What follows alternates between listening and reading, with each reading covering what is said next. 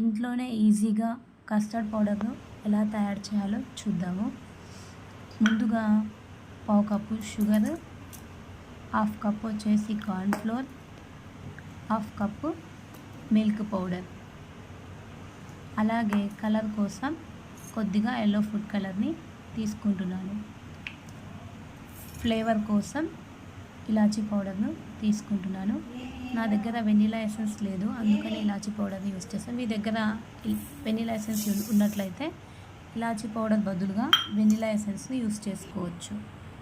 ముందుగా ఇలాచీ పౌడర్ని, షుగర్ని మిక్సింగ్ బౌల్లో వేసుకొని ఈ రెండింటిని కలిపి మిక్సీ పట్టుకొని మెత్తగా పౌడర్ లాగా చేసుకోవాలి.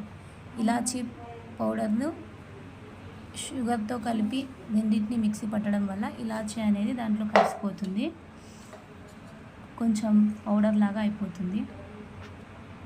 ఇలా పౌడర్ లాగా చేసుకున్నటువంటి షుగర్ని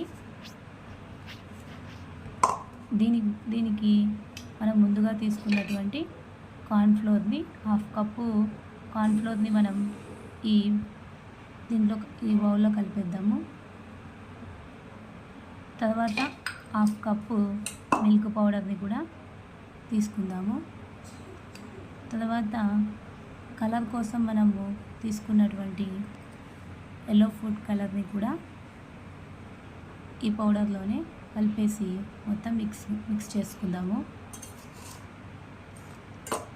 అలాగే కొద్దిగా మనము కలర్ రావడానికి యెల్లో ఫుడ్ కలర్ తీసుకున్నాము. కొద్దిగా వాటర్ తీసుకొని ఇదే బౌల్లోనే కొద్దిగా వాటర్ వేసుకుందాము.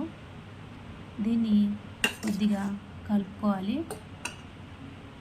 తర్వాత ఇలా కలుపుకున్న తర్వాత ఈ పౌడర్ని మనము మిక్సీ జార్లో వేసి గ్రైండ్ చేసుకోవాలి.